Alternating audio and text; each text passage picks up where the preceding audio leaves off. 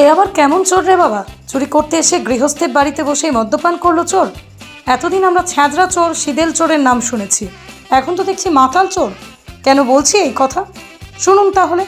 জানা যায় নদিয়ার শান্তিপুর থানার বেড়পাড়া এলাকায় গতকাল রাতে এক গৃহস্থ বাড়িতে চুরির ঘটনা ঘটে। বাড়ির গৃহকর্ত্রী নূরজাহান বিবির অভিযোগ, তার স্বামী রহিদুল ইসলাম বিগত 1.5 বছর ধরে শরীর খারাপের কারণেই গোপালপুরে তাদেরকে একটি বাড়িতে শয্যাশায়ী অবস্থায় পড়ে রয়েছেন। তিনি বেড়পাড়ার বাড়িতে একাই বসবাস করতেন। পরবর্তীতে এলাকারই এক দম্পতিকে নিজের ঘরের পাশে একটি ঘর ভাড়া দেন।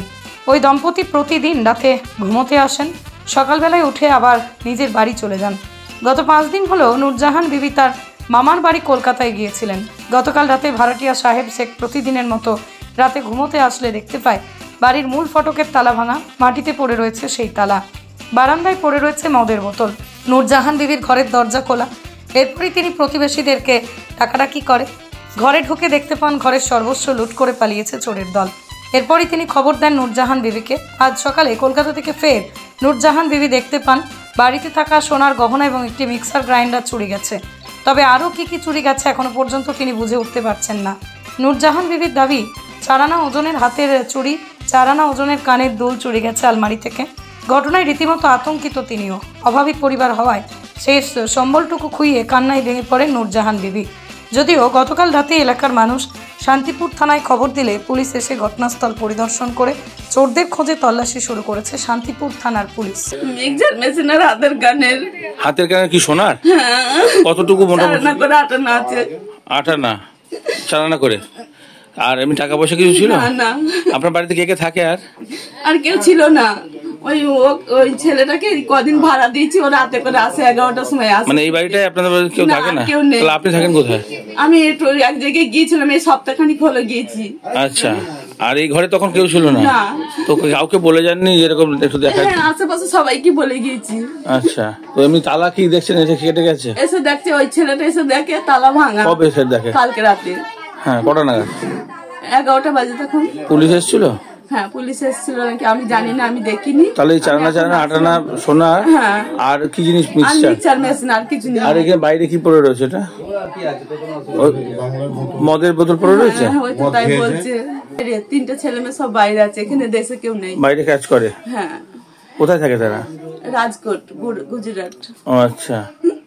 এটা আমাদের পাড়ারই ছেলে, পাশের বাড়ি। আচ্ছা, ও এখানে মাঝে মাঝে রাত্রে? না, মাঝে মাঝে না, ও ভাড়া থাকে। ও পাশের ঘরে ভাড়া থাকে। তো ও কালকে কোথায় ছিল? ও কালকে রাতে এসে দেখে এরকম হয়েছে, ও বাড়িতে ছিল, ওদের বাড়ি। ও আচ্ছা আচ্ছা। 25 তারিখে এসেছি। আর আজকে কত তারিখ?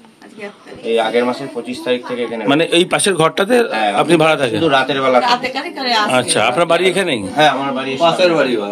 আচ্ছা, 11টায় আসিস, 6টা 6:30 বাজলে চলে যাই। কালকে যখন ঢুকছেন তখন দেখেন এরকম নাকি? হ্যাঁ, আমি কালকে যখন 11:10 বাজে তখন দেখি এই দরজাটা খোলা, মেন দরজাটা। একটু আগে যখন আসি তখন দেখি এটা ভাঙা ছিল। আমি ভেবেছি উনি বাড়ি চলে এসেছে, প্রথমে ভেবেছি।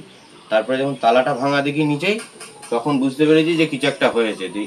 ইনার চাবি থাকে এই গেটে, মানে এখানে একটা বাড়িতে। আমি তখন উনাকে সঙ্গে সঙ্গে ডেকে আনি।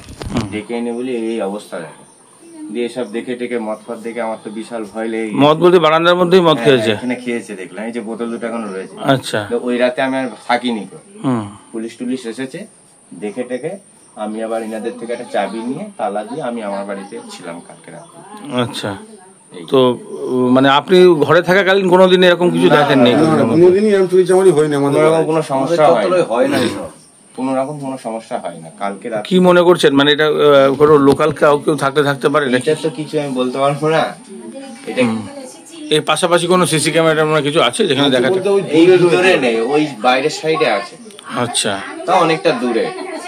আর আপনার ঘরেও তালা দেওয়া থাকে? না, আমার ঘরে তালা দেওয়া থাকে না, এই যে এইটাই। আর এই ঘরে ঢুকিও তো আপনার ঘরে ঢোকেনি? না না না, এই ঘরটা আমি আবার খুলে দেখলাম যেমন তেমনই আছে।